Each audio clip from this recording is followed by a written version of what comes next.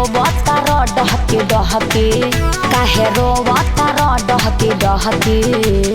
सुनो अरे रंगवा रहती चोली से ढोली ले बहती, अरे रंगवा रहती लहंगा के नीचे ले बहती।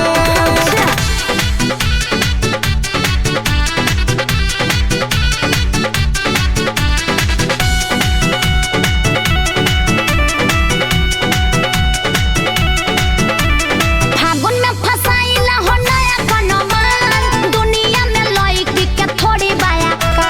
कोनो फंसते नहीं सो अरे सोचत का बड़ा हमारा से केहू बलावत नहीं खे, चोरी बोलावला पे आवत नहीं खे।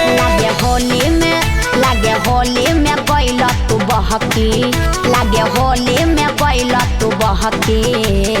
सही कहलू अरे रंगवा रहती चोली से ढोली ले बहती, अरे रंगवा रहती लहंगा के नीचे ले बहती।